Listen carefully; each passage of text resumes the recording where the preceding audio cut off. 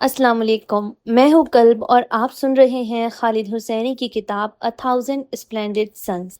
یہ ہے کہانی کا 12واں باب۔ رمضان اس سال 1974 میں خزاں میں آیا۔ مریم نے اپنی زندگی میں پہلی بار دیکھا کہ نئے چاند کا نکلنا کیسے پورے شہر کو بدل سکتا ہے، اس کی رفتار اور مزاج کو بدل دیتا ہے۔ اسے محسوس کیا کہ ایک سست خاموشی کابل پر چھا گئی ہے۔ ٹریفک سست، کم اور خاموش ہو گئی، دکانیں خالی ہو گئی، ریسٹورنٹس نے اپنی بتیاں بجھا دی اور دروازے بند کر دیے۔ مریم نے سڑکوں پر کوئی سگریٹ پینے والا نہیں دیکھا، نہ ہی کھڑکیوں سے نکلتا ہوا چائے کا دھواں۔ اور افطار کے وقت جب سورج مغرب میں ڈوبا اور شیر دروازہ پہاڑ سے توپ چلی، شہر نے اپنا روزہ کھولا اور مریم نے بھی، روٹی اور کھجور کے ساتھ اپنے 15 سال میں پہلی بار کسی مشترکہ تجربے کی مٹھاس چکھی۔ چند دنوں کے علاوہ رشید روزہ نہیں رکھتا تھا۔ جن تھوڑی بار اس نے رکھا وہ سخت چڑچڑے مزاج میں گھر آتا۔ بھوک اسے بدتمیز، غصے والا اور بے صبر بنا دیتی تھی۔ ایک رات مریم کو کھانا لگانے میں کچھ دیر ہو گئی تو اس نے مولی اور روٹی کھانا شروع کر دی۔ جب مریم نے چاول، لیمب اور بھنڈی کا قورمہ اس کے سامنے رکھا تب بھی اس نے اسے ہاتھ نہیں لگایا۔ وہ کچھ نہیں بولا، بس روٹی چباتا رہا۔ اس کی کنپٹی ہل رہی تھی اور پیشانی کی رگ غصے سے پھولی ہوئی تھی۔ وہ چباتا رہا اور سامنے دیکھتا رہا، اور جب مریم نے اس سے بات کی تو اس نے اسے ایسے دیکھا جیسے وہ وہاں ہو ہی نہیں، اور روٹی کا ایک اور ٹکڑا منہ میں ڈال لیا۔ مریم کو سکون ملا جب رمضان ختم ہوئے۔ واپس کولبا میں عید الفطر کی 3 دن کی چھٹیوں کے پہلے دن جلیل مریم اور نانا سے ملنے آتا تھا، سوٹ اور ٹائی پہن کر۔ وہ عید کے تحفے لاتا۔ ایک سال اس نے مریم کو ایک اونی اسکارف دیا۔ وہ تینوں چائے کے لیے بیٹھتے اور پھر جلیل اجازت مانگتا۔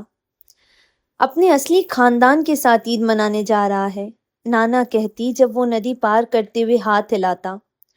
ملا فیض اللہ بھی آتے تھے۔ وہ مریم کے لیے فوائل میں لپٹی چاکلیٹ کینڈی، رنگے ہوئے ابلے انڈوں کی ٹوکری اور کوکیز لاتے تھے۔ ان کے جانے کے بعد مریم اپنے تحفوں کے ساتھ ایک ویلو کے درخت پر چڑھ جاتی۔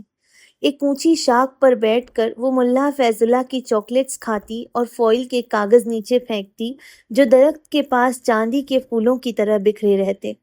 جب چاکلیٹ ختم ہو جاتی وہ کوکیز کھانا شروع کرتی اور پینسل سے ان انڈوں پر چہرے بناتی جو وہ لائے تھے، مگر اس سب میں اس کے لیے خوشی کم ہی تھی۔ مریم کو عید سے ڈر لگتا تھا، مہمان نوازی اور رسم و رواج کا یہ وقت جب خاندان نئے کپڑے پہن کر ایک دوسرے سے ملنے جاتے تھے۔ وہ تصور کرتی تھی کہ ہیرات کی ہوا میں خوشیاں گونج رہی ہوں گی اور خوش مزاج لوگ ایک دوسرے پر محبت نچھاور کر رہے ہوں گے۔ ایک تنہائی اس پر کفن کی طرح اتر آتی اور صرف تب ہی ہٹتی جب عید گزر جاتی۔ اس سال پہلی بار مریم نے اپنی آنکھوں سے اپنے بچپن کے خیالوں والی عید دیکھی۔ رشید اور وہ سڑکوں پر نکل آئے۔ مریم نے اتنی رونق پہلے کبھی نہیں دیکھی تھی۔ سردی کی پرواہ کیے بغیر خاندان اپنے رشتہ داروں سے ملنے کے لیے شہر میں نکل آئے تھے۔ اپنی ہی سڑک پر مریم نے فریبہ اور اس کے بیٹے نور کو دیکھا جو سوٹ پہنے ہوئے تھا۔ فریبہ سفید اسکارف پہنے ایک کمزور اور شریف سے دکھنے والے چشمہ لگائے آدمی کے ساتھ چل رہی تھی۔ اس کا بڑا بیٹا بھی وہاں تھا۔ مریم کو یاد آیا فریبہ نے تندور پر اس کا نام احمد بتایا تھا۔ اس کی آنکھیں گہری اور سنجیدہ تھیں اور اس کا چہرہ اپنے چھوٹے بھائی کے مقابلے میں زیادہ سمجھدار لگتا تھا۔ احمد کے گلے میں ایک چمکدار اللہ لکھا ہوا پینڈنٹ تھا۔ فریبہ نے اسے پہچان لیا ہوگا جو برقعے میں رشید کے ساتھ چل رہی تھی۔ اس نے ہاتھ ہلایا اور کہا، عید مبارک۔ برقعے کے اندر سے مریم نے ہلکے سے سر ہلا دیا۔ تو تم اس ماسٹر کی بیوی کو جانتی ہو؟ رشید نے پوچھا۔ مریم نے کہا کہ وہ نہیں جانتی۔ بہتر ہے کہ تم دور رہو۔ وہ ایک فضول گو عورت ہے اور اس کا شوہر خود کو بڑا تعلیم یافتہ دانشور سمجھتا ہے، مگر وہ ایک چوہا ہے۔ اسے دیکھو، کیا وہ چوہا نہیں لگتا؟ وہ شرنو گئے جہاں بچے نئی قمیضوں اور رنگین واسکٹوں میں کھیل رہے تھے اور اپنے عید کے تحفوں کا مقابلہ کر رہے تھے۔ عورتیں مٹھائیوں کی تھالی لیے کھڑی تھی۔ مریم نے دکانوں کی کھڑکیوں پر رنگین لینٹرنز لٹکی دیکھی اور لاؤڈ اسپیکرز سے گانے سنے۔ اجنبی لوگ گزرتے ہوئے اسے عید مبارک کہہ رہے تھے۔ اس رات وہ چمن گئے اور رشید کے پیچھے کھڑی ہو کر مریم نے آتش بازی کو آسمان روشن کرتے دیکھا، سبز، گلابی اور پیلا رنگ۔ اسے ملا فیض اللہ کے ساتھ کولبا کے باہر بیٹھنا یاد آیا، جب وہ دور ہیرات کے اوپر آتش بازی دیکھتے تھے اور وہ رنگ اس کے استاد کی کمزور آنکھوں میں چمکتے تھے۔ مگر سب سے زیادہ اس نے نانا کو یاد کیا۔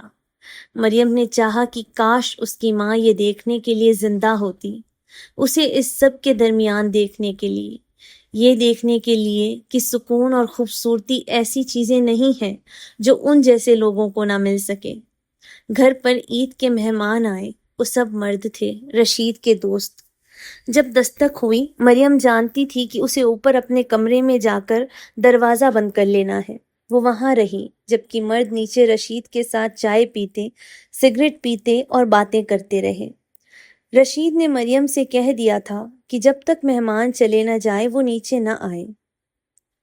مریم کو برا نہیں لگا، سچ تو یہ ہے کہ اسے اچھا محسوس ہوا۔ رشید ان کے رشتے کی حفاظت کرتا تھا۔ مریم کی عزت اس کے لیے قیمتی تھی۔ اسے رشید کی اس پروٹیکٹیونیس میں اپنی اہمیت محسوس ہوئی۔ عید کے تیسرے اور آخری دن رشید دوستوں سے ملنے گیا۔ مریم، جس کی طبیعت رات سے کچھ خراب تھی، اس نے پانی ابالا اور الائچی والی سبز چائے بنائی۔ لیونگ روم میں اس نے پچھلی رات کی محفل کا حال دیکھا، الٹے ہوئے پیالے، میٹریسز کے درمیان دبے ہوئے کدو کے بیج اور جھوٹی پلیٹیں۔ مریم صفائی کرنے لگی، حیرت کرتے ہوئے کہ مرد کتنی محنت سے سستی دکھاتے ہیں۔ اس کا ارادہ رشید کے کمرے میں جانے کا نہیں تھا، مگر صفائی کرتے کرتے وہ سیڑھیوں سے اوپر ہال وے تک پہنچ گئی اور پھر اس کے دروازے تک۔ اگلے ہی پل وہ اس کے کمرے میں تھی، اس کے بستر پر بیٹھی ہوئی، خود کو ایک گھسپیٹیاں محسوس کر رہی تھی۔ اس نے بھاری سبز پردے دیکھے، دیوار کے ساتھ لگے چمکتے ہوئے جوتے، کلوزٹ کا دروازہ جس پر سے پینٹ اتر رہا تھا۔ اس نے بیڈ کے پاس ڈریسر پر سگریٹ کا پیک دیکھا۔ اس نے ایک سگریٹ اپنے ہونٹوں میں دبائی اور آئینے کے سامنے کھڑی ہو گئی۔ اس نے آئینے میں دھواں اڑائے بغیر سگریٹ جھاڑنے کی نقل کی، پھر واپس رکھ دی۔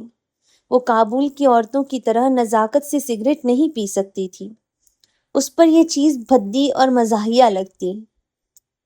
گناہ کے احساس کے ساتھ اس نے ڈریسر کا اوپری ڈرار کھولا۔ سب سے پہلے اس نے بندوق دیکھی، وہ کالی تھی، لکڑی کے دستے کے ساتھ۔ مریم نے اس کی جگہ یاد کر لی اور پھر اسے اٹھایا۔ وہ دکھنے سے زیادہ بھاری تھی۔ اسے یہ دیکھ کر تھوڑا ڈر لگا کہ رشید کے پاس ایسی چیز ہے جس کا مقصد صرف کسی کی جان لینا ہے، مگر یقیناً اس نے یہ ان کی حفاظت کے لیے رکھی ہوگی، مریم کی حفاظت کے لیے۔ بندوق کے نیچے کچھ میگزینز تھے۔ مریم نے ایک کھولا، اس کا دل دھڑکنا بھول گیا، اس کا منہ کھلا کا کھلا رہ گیا۔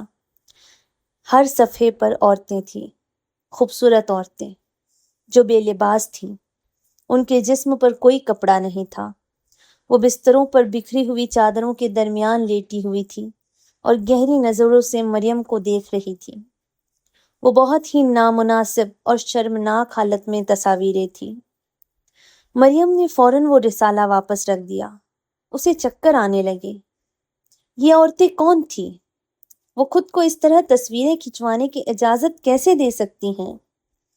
اس کا دل خراب ہونے لگا۔ کیا رشید ان راتوں میں یہی کرتا تھا؟ کیا وہ رشید کے لیے اس معاملے میں ایک ڈس اپوائنٹمنٹ ثابت ہوئی تھی؟ اور اس کی عزت اور حیا کی باتیں، ان عورتوں پر اس کا غصہ جو جوتے پہنتے وقت صرف اپنے پاؤں دکھاتی تھی۔ رشید نے کہا تھا کہ عورت کا چہرہ صرف اس کے شوہر کا حق ہے، تو پھر رشید دوسروں کی بیویوں اور بہنوں کے نازیبہ حالت کو دیکھنے میں کوئی برائی کیوں نہیں سمجھتا تھا؟ مریم بستر پر بیٹھی شرمندہ اور پریشان تھی۔ اس نے اپنا چہرہ ہاتھوں سے چھپا لیا اور آنکھیں بند کر لی۔ وہ سانس لیتی رہی جب تک سکون نہ ملا۔ دھیرے دھیرے ایک وجہ اس کے سامنے آئی۔ آخر وہ ایک مرد تھا جو مریم کے آنے سے پہلے سالوں تک اکیلا رہا تھا۔ اس مرد کی ضرورتیں مریم سے الگ تھیں۔ مریم کے لیے ابھی تک ان کا ملنا صرف تکلیف برداشت کرنے جیسا تھا، جبکہ وہ ایک مرد تھا۔ اتنے سال عورت کے بغیر کیا وہ اسے اس طرح ہونے پر الزام دے سکتی تھی جیسا خدا نے اسے بنایا تھا؟ مریم جانتی تھی کہ وہ اس بارے میں اس سے کبھی بات نہیں کر سکتی، مگر کیا یہ ناقابل معافی تھا؟ اس نے اپنی زندگی کے دوسرے مرد کے بارے میں سوچا، جلیل، جس نے نانا کے ساتھ نکاح کے بغیر رشتہ رکھا تھا۔ رشید کا رسالہ برا تھا یا جو جلیل نے کیا تھا؟ اور مریم جو ایک حرامی تھی، اسے کیا حق تھا کسی پر فیصلہ سنانے کا؟ مریم نے نیچے والا دراز کھولا۔ وہاں اسے اس لڑکے یونس کی تصویر ملی۔ وہ بلیک اینڈ وائٹ تھی۔ وہ 4 یا 5 سال کا لگ رہا تھا۔ اس نے بو ٹائی پہنی تھی۔ وہ ایک پیارا بچہ تھا جس کی آنکھیں گہری تھیں۔ اس کے نیچے مریم کو ایک اور تصویر ملی۔ یہ ایک بیٹھی ہوئی عورت کی تھی اور اس کے پیچھے ایک جوان رشید کھڑا تھا۔ وہ عورت خوبصورت تھی، اتنی نہیں جتنی رسالے والی عورتیں، مگر خوبصورت تھی، یقیناً مریم سے زیادہ خوبصورت۔ مریم نے اپنے چہرے اور پتلے ہونٹوں کا سوچا اور اسے جلن محسوس ہوئی۔ اس نے تصویر کو غور سے دیکھا۔ کچھ عجیب تھا جس طرح رشید اس عورت کے کندھوں پر ہاتھ رکھے کھڑا تھا۔ رشید کی مسکراہٹ اور اس عورت کا اداس چہرہ، ایسا لگتا تھا جیسے وہ عورت اس کے ہاتھوں سے آزاد ہونا چاہتی ہو۔ مریم نے سب کچھ واپس ویسا ہی رکھ دیا۔ بعد میں جب وہ کپڑے دھو رہی تھی، اسے پچھتاوا ہوا کہ اس نے کمرے میں تلاشی لی۔ اس نے کیا جانا؟ صرف اتنا کہ اس کے پاس بندوق ہے اور وہ ایک مرد ہے جس کی مردانہ ضرورتیں ہیں، اور اسے رشید اور اس کی بیوی کی تصویر کو اتنی دیر نہیں دیکھنا چاہیے تھا۔ اب مریم کو رشید کے لیے دکھ محسوس ہو رہا تھا۔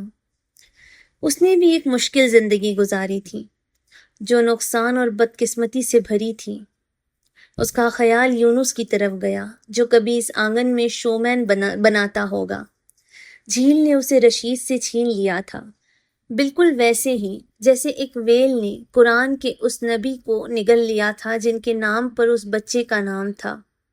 مریم کو دکھ ہوا یہ سوچ کر کہ رشید اس وقت کتنا بے بس اور پریشان جھیل کے کنارے کھڑا رو رہا ہوگا، اور پہلی بار اس نے اپنے شوہر کے ساتھ ایک رشتہ محسوس کیا۔ اس نے خود سے کہا کہ آخر کار وہ دونوں ایک دوسرے کے اچھے ساتھی بن ہی جائیں گے۔ آج کے لیے بس اتنا ہی، ملتے ہیں کہانی کے اگلے باب میں، تب تک کے لیے اللہ حافظ۔